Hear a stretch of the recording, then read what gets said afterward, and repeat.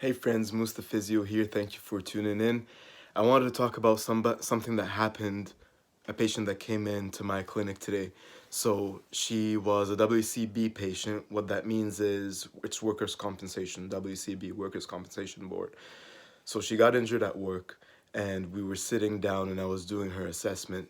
She was having trouble with her traps, very tight upper traps, and it was causing what's called a cervicogenic headache, which is a headache that is cervicogenic. Cervical spine is the neck.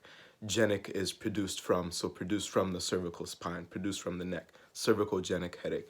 It usually presents as coming up and wrapping in a headband formation around the head. Some people feel it suborbitally, which means behind the eye. Anyways, so retroorbitally or suborbitally, because some people will say it's called retroorbitally.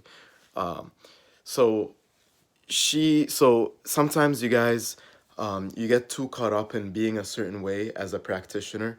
This video is mainly for practitioners, by the way, and a lot of you may understand what I mean, but a lot of you, of course, may not. When somebody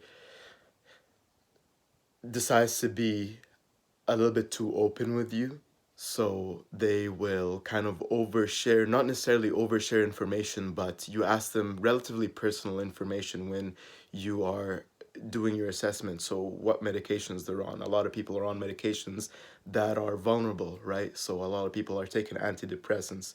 If you're assessing a female, maybe she's taking birth control and you're this guy that she's telling this information to that's rather personal, you know? So I was doing the assessment and then the person was telling me some things that happened in their life and that how that may have contributed to her condition, and it's not necessarily just from work.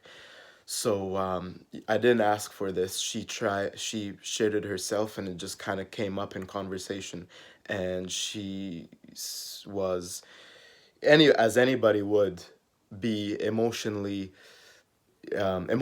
about it. So it was a very emotional kind of situation, and she was emotional when she was telling me about what had happened, something tragic that had happened recently to her. And she was talking about how she's dealing with this now and how that's affecting her condition. And immediately I said yes, and I acknowledged that and was quiet so we can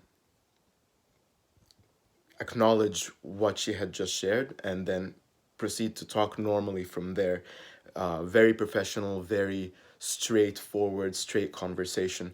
And a little bit later, she had told me how much she had appreciated that, because all the healthcare professionals that she has seen before me all were, you know, saying, oh, as soon as she would share that kind of information with them, she's she kind of receives all kinds of, oh, I'm so sorry to hear that, oh, you know, all kinds of condolences like that. People don't necessarily need, they appreciate it, they appreciate that you're trying, but they don't actually appreciate it because it's just they're sick and tired of hearing it. You know, of course somebody's gonna say, oh, I'm so sorry about to hear that. Oh, are you okay? Are you this? Do you need that? You know, people just need somebody to listen to them. Don't think too much about what you have to say. Just be real with yourself, be real with your patient, acknowledge it and take it to heart and move on. Keep doing the assessment, right? They appreciate that more than if you were to say, oh, I'm so sorry, and focus on that thing. Don't focus on the thing. Acknowledge it. You know, you don't necessarily have to say anything about it. Move on, okay? Don't get caught up in the, oh, I'm sorry, and thinking about what you've got to say. Okay, just be real with yourself and be real with your patient. I love you. Thank you so much. I know this wasn't really a physical therapy video, but I appreciate you for watching. If you watched this far, I hope this was interesting. Leave me a thumbs up if you got anything out of this. God bless you.